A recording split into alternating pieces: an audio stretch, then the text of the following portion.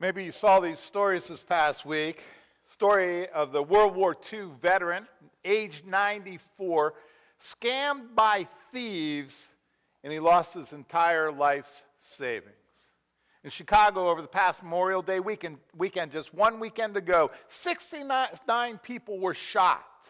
More people died in the month of May in Chicago than in any month over the past 2 decades. For years, Heartland Regional Medical Center, a nonprofit hospital in the small rural city of St. Joe, Missouri. Don't know if you've ever been there. I have. They have a Dunkin' Donuts there. Whose sole reason for being is to assist the poor with their health. It was discovered that for the past several years, they've been suing thousands of low-income patients over their unpaid bills. See, these stories and others like them leave us, I think, with the question, is there a God in America today? Scamming the elderly, people shooting one another, nonprofits suing the people they are supposedly assisting. Is there a God in America today? And in fact, that was the question that was being asked in 1st and 2nd Kings. Is there a God in Israel? And it's an important question for God's covenant people, both in the days of the kings as well as for you and me in 2016. Is there a God in America? Do God's people only profess faith, or do they live it out in their day-to-day lives? The culture of the nation of Israel, and even their kings, particularly the kings in the northern kingdom, but also the kings in the southern kingdom, they're constantly wrestling with this question, is there a God in Israel? And when they said, yes, God truly exists, you know what the kings did? They did what was morally right. And they actually did that which benefited their people. But when the kings concluded there was no God in Israel, they only looked out for themselves. And they did not do things that benefited others. I mean, you look around at what's taking place in America today, and sometimes you see and you experience things for yourself that suggest to you that God has left the building, or in this case, God has left the country. It's pretty clear in 2 Kings chapter 5 that King Joram thinks that God has left the nation of Israel. He kind of asks, where's God? Maybe you look at America today and you ask, where's God? In politics and sports and entertainment and the arts on Wall Street, I don't care where you look. It often appears that a lot of other ungodly stuff, other opinions are influencing our society instead of God. The culture in Israel in the days of the kings often was influenced by the neighboring people of neighboring countries and their gods instead of the God of Abraham, Isaac, and Jacob. And you can see why. Because these other nations had gods that you could see and you could touch. Because they were man-made idols. But God was not like that. God was unseen. God was spirit. God was real and alive. That fact in itself, because God could not be seen, created doubt and confusion for the kings and for the people of Israel. So to answer the doubts of the kings and the confusion of the culture, what did God do? God's solution was to send the prophets. And in 1 Kings and in 2 Kings, we discover a lot of prophets. And the two most prominent prophets are Elijah and Elisha. They stand out as people of faith in those days. And they faithfully pointed people to the Lord as the God of Israel and Judah. In 2 Kings 5, which Linda just read, we follow Naaman on a journey towards faith. A journey towards faith? You might interrupt me there and say, Naaman on a journey towards faith? How could that be? I mean, Naaman is a Gentile. Naaman doesn't believe in God.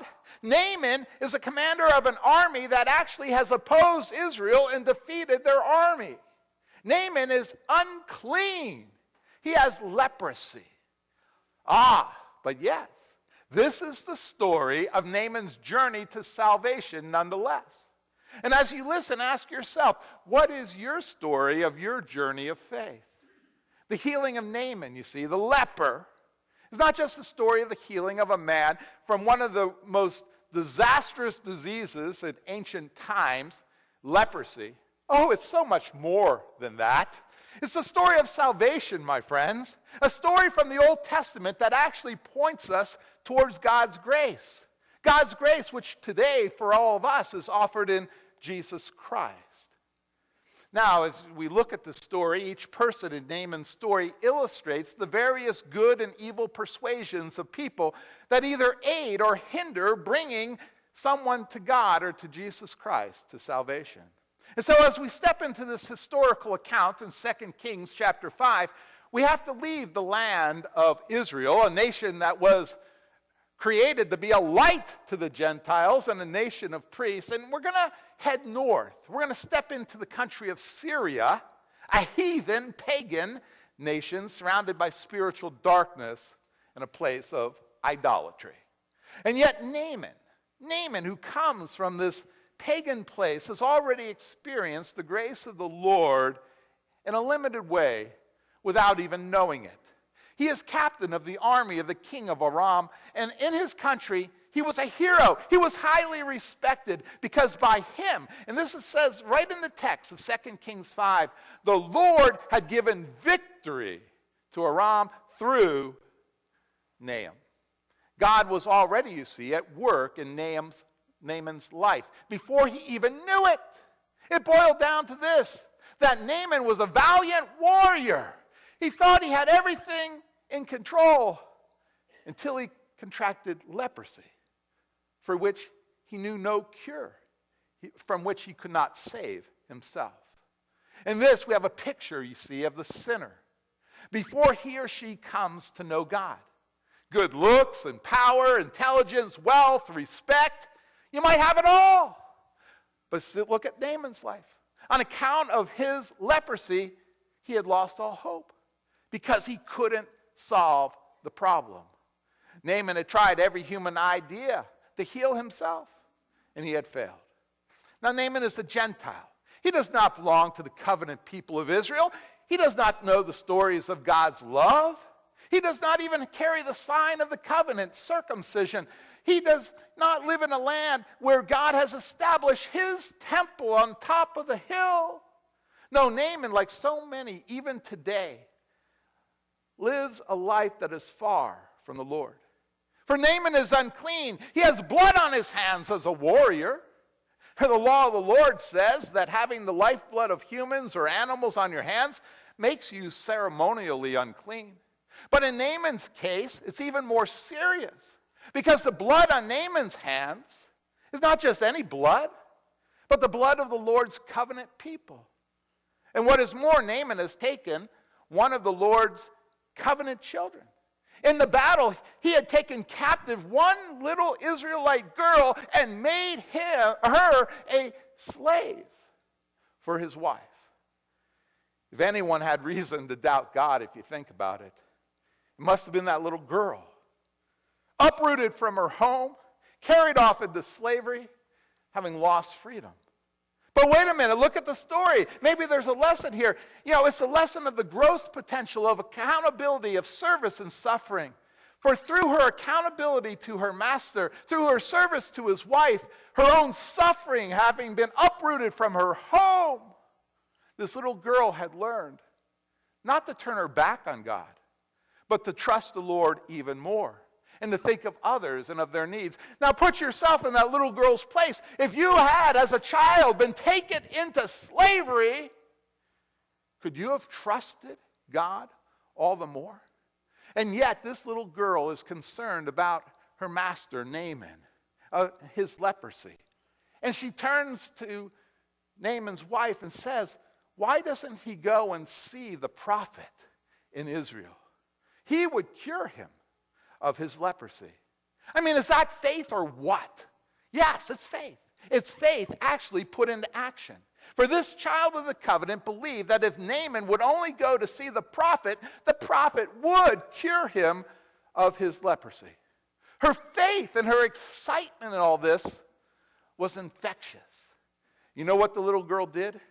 She started a spark of faith in Naaman. And that's what God asks of each and every one of us to do, to share a little of God's love and our faith with others so that we start a spark in a family member or a friend or an acquaintance, a stranger. or even an enemy's life. Naaman's faith began as a small mustard seed because of this little girl's faith. I mean, you've heard the song. It only takes a spark to get a fire going. Then soon all those around can warm up to its glowing. Well, the spark of faith in Naaman is kindled when Naaman comes in contact with one of the Lord's covenant children. This little slave girl he captured from Israel speaks to Mrs. Naaman about the prophet of the Lord who is in Samaria. And Mrs. Naaman tells Naaman, and Naaman tells his king, and the king sends Naaman with a letter and some gifts to the king of Israel. The king of Israel, he's kind of opposite to Naaman. He has many reasons to believe in God. It should be easy for the king of Israel to have faith in the Lord. I mean, King Joram is a covenant child. It is safe to assume that he was circumcised. He carried the sign of the covenant. King Joram worshiped the Lord. He had a unique relationship with the Lord. And most importantly, King Joram had heard and seen God at work. Just back in 2 Kings chapter 3, God had miraculously delivered King Joram and the Israelite army from the hands of the king of Moab, when Moab had surrounded them and cut off their water supply. And yet, despite all the benefits that King Joram has, living as one of God's covenant children, the king of Israel is not growing in his faith. It's hard to believe, but he wonders if there actually is a God in Israel. His relationship with God is kind of as a nominal Christian or nominal believer. He talks the talk, but he doesn't walk the walk. And the result is that King Joram does not turn to the Lord as his first response in trouble. No, the leader of the nation of Israel doesn't believe that there's a God in Israel. Well, Jim, how can you tell that? Well, upon Naaman's arrival, it's a perfect example. When Naaman arrives with his attendants in that letter for the king of Aram and all those wonderful gifts in search of a cure for his leprosy, the king of Israel doesn't turn to God. He gets all caught up in the fact that if he does not find a way to heal Naaman, then Naaman and his army will come down and destroy him. And so the king of Israel is all tied up in knots. He tears his robe in panic and despair. He doesn't know where to turn. All he can think of is the danger that he's in with this army commander and the powerful king back there in Damascus if he's not able to cure Naaman. This is an uncomfortable story to read. We always like to cheer for a hero. The problem is that in this story, the hero should be King Joram. But King Joram is failing badly. We want to see the king of Israel stand tall. We want him to be counted as a hero of faith in the Lord. But he's not a hero of faith. He does not have real living faith in the Lord. Yet we can identify with King Joram, can we not? We catch ourselves in similar situations when we disappoint ourselves. We look back over our lives and we look at those times when we wish we would have had a stronger faith, when we wish we would have stood up for the Lord and put our faith in God. As God's covenant people, we know a lot about the Lord. We've experienced God's grace and deliverance in our own lives. Yet when we get boxed in by problems that only God can solve, sometimes we suffer spiritual memory loss. And despite his lack of faith, the Lord delivered the king of Israel. He delivered the king of Israel by having Elisha step up and take some action. And Elisha sent a letter to the king and said, hey, have Naaman come over and see me. Then he will know that there's a prophet in Israel. And there's a connection there. If there's a prophet in Israel, then there is a God in Israel. And so Naaman's journey of faith continues, yet still with some rocky moments. Naaman, whose whole point in seeking out the prophet is on account of his inability to heal himself, becomes prideful again. You see, Naaman is offended by the reception that he receives from Elisha.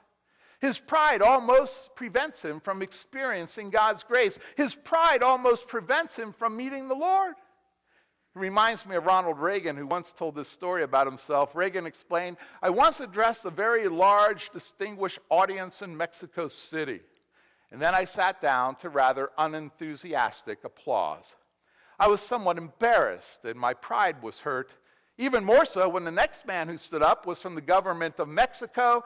He began speaking in Spanish, which I did not understand, but he was being interrupted virtually every other line with the most enthusiastic kind of applause.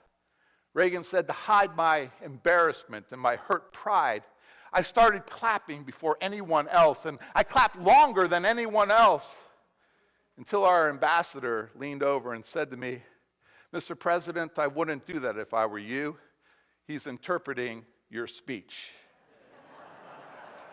You see, pride can get us in trouble. And it almost got Naaman in trouble.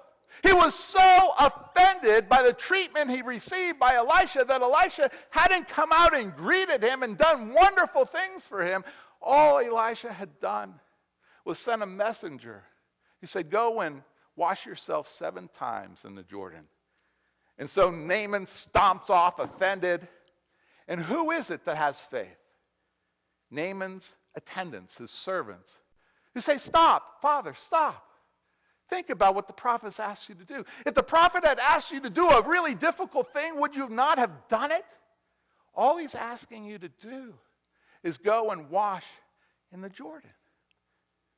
And Naaman stops for a moment. He humbles himself. He sets aside his pride, and he goes and he washes in the Jordan. And he's cleansed.